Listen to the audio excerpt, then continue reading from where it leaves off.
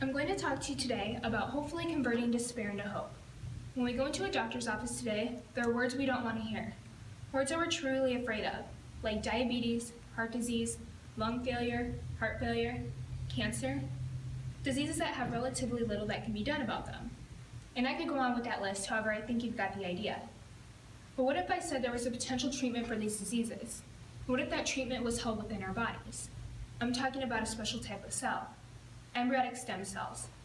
Today, I want to lay out a different way to think about debilitating diseases by examining what that treatment is, why awareness for this potential medical breakthrough could change the way we look at the future of medicine, and the controversy behind it. First, I would like to talk about the special cells as mentioned earlier. These are called stem cells, which everyone is born with. But I'd like to focus on a specific branch of stem cells, embryonic stem cells.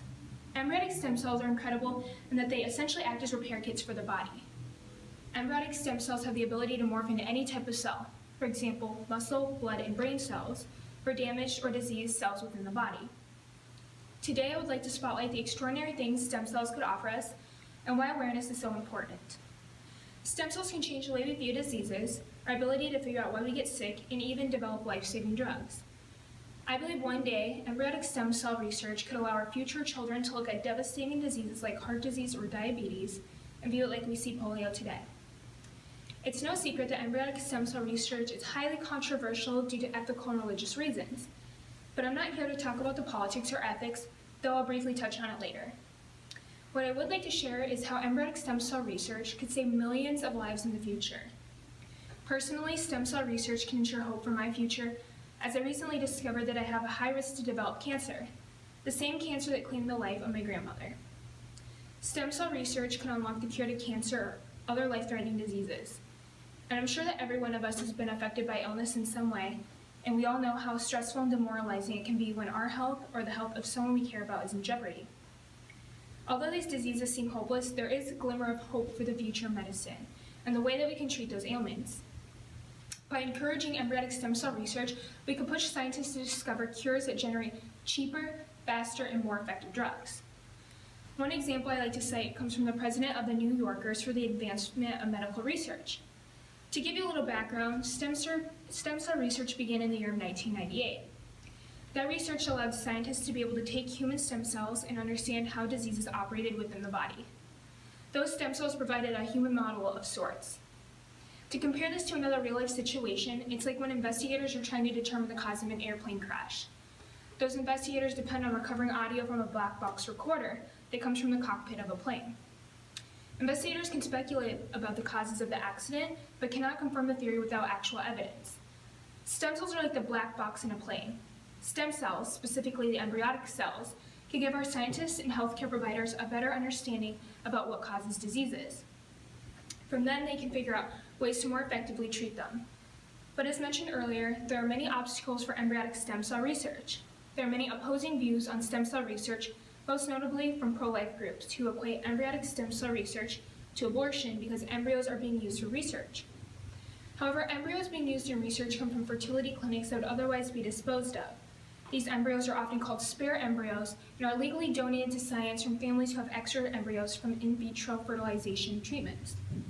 Those embryos are then researched in hopes of finding a cure for many other diseases. Using spare embryos for research seems like an intelligent use of resources. However, embryonic stem cell funding is extremely low. According to the National Health Institute, out of $32 billion that goes towards U.S. medical research, only about 0.05% of that is allocated to embryonic stem cell research. Although there are many obstacles, awareness is vital in order to preserve this important segment of medical research. There are many debates surrounding this stem cell topic, issues such as what regulations should be enforced when it comes to studies using these types of cells. So this begs the controversial questions. At what point does one consider life to begin? And is it okay to destroy an embryonic stem cell if it has the potential to cure countless numbers of lives? Political leaders and their constituents are debating on how to fund this research that involves techniques used to remove embryo cells. Obviously, no clear consensus has been reached. And as mentioned before, much of the criticism has been a result of religious and ethical beliefs. We as humans have very different ways of looking at social and political issues. An example of this idea comes from high-profile cases. Former presidents George Bush and Barack Obama have had contrasting views on this very issue. Former President George Bush signed an executive order banning the use of federal funding for any stem cell lines already in existence. He was quoted saying, "My position on these issues is shaped by deeply held beliefs. I also believe human life is a sacred gift from our Creator." On the other hand, President Barack Obama stated, "As a person of faith, I believe we are called to care for each other and work to ease human suffering. I believe we have been given the capacity and will to pursue this research and the humanity and conscience to do so responsibly." President Obama then deregulated embryonic stem cell research, making it much easier for scientists to continue the research. I think it's safe to say that if our presidential leaders can't come to a decision, we likely won't be able to either. So I mention this example not to scare you, but to show you how truly polarized this issue is. So many of you may be wondering at this point, well, is there a solution? I'll preface this first by saying I think lobbying the government is important when it comes to social issues. However, before we lobby our government or ostracize them, we should start at the root of the solution, which is spreading awareness. People typically have strong opinions when it comes to social issues, although a surprising amount of Americans have very little knowledge of stem cell research. They either associate this research as being good or bad, but they don't exactly know why. And I used to be one of those people a few years ago. I had heard of stem cell research, but I had no idea what it was or how it worked. And that is why awareness and education is so important. Heightened awareness happens when supporters in the medical community show open support for this cause. When people talk about the issue, we hear about it, and it sparks curiosity in the subject. It's kind of like when the media keeps reporting on a given topic, say childhood obesity, for example.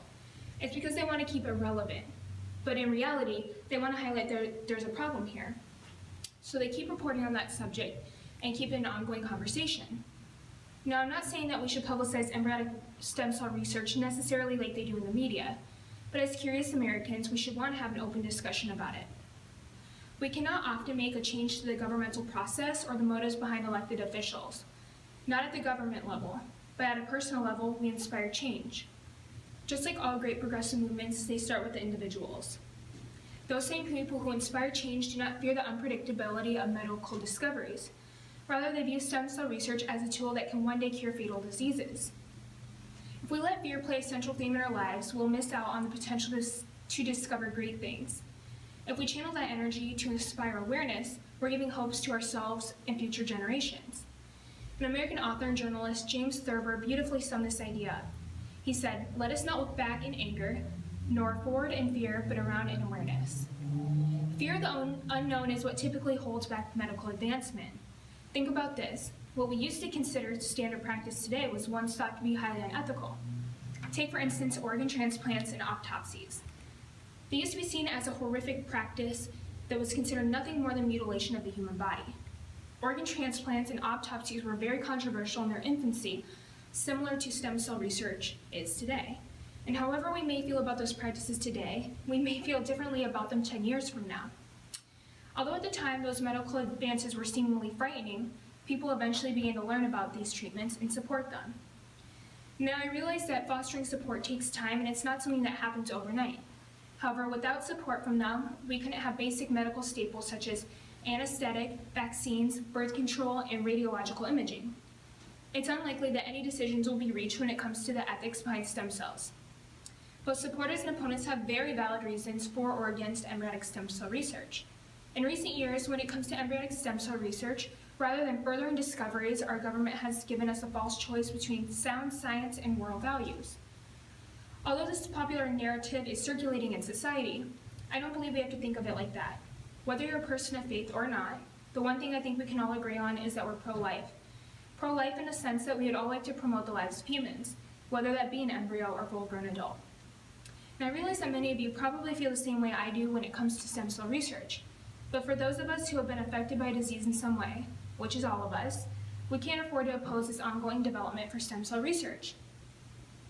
I remember back to a few months ago when I received a phone call from my doctor one afternoon telling me that something was wrong.